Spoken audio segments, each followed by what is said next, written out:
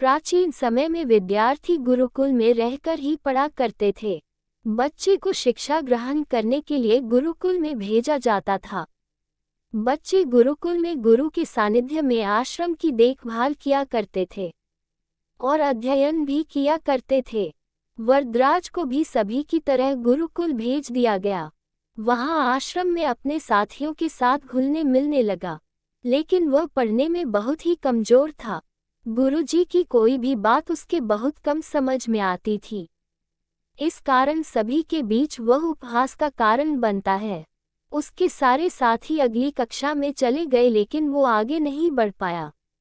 गुरुजी जी ने भी आखिर हार मानकर उसे बोला, बेटा वरदराज, मैंने सारे प्रयास करके देख लिए हैं।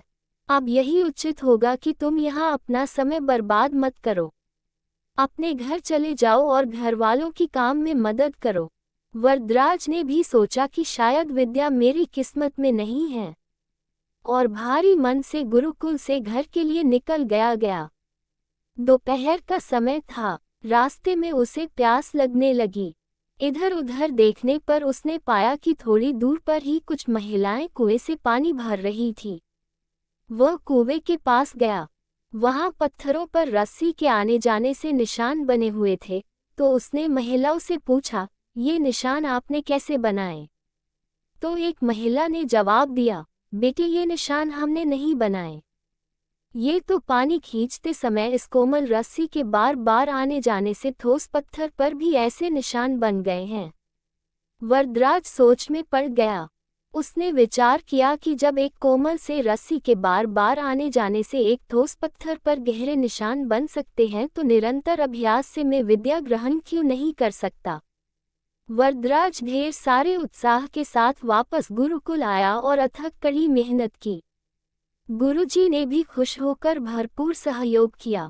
कुछ ही सालों बाद यही मंदबुद्धि बालक वरदराज आगे चलकर संस्कृत व्याकरण का महान विद्वान बना, जिसने लघु सिद्धांत कौमुदी, मध्य सिद्धांत कौमुदी, सार सिद्धांत कौमुदी, गीर्वाण पद्मंजरी की रचना की। शिक्षा दोस्तों, अभ्यास की शक्ति का तो कहना ही क्या है। यह आपके हर सपने को पूरा करेगी। अभ्यास बहुत जरूरी है, चाहे वो खेल में हो या पढ़ाई में या किसी और चीज में। बिना अभ्यास के आप सफल नहीं हो सकते हो। अगर आप बिना अभ्यास के केवल किस्मत के भरोसे बैठे रहोगे, तो आखिर में आपको पछतावे के सिवा और कुछ हाथ नहीं लगेगा। इसलिए अभ्यास के साथ धैर्य, परिश्रम और लगन रखकर आप अपनी मंजिल को पाने के लिए जुट जाए।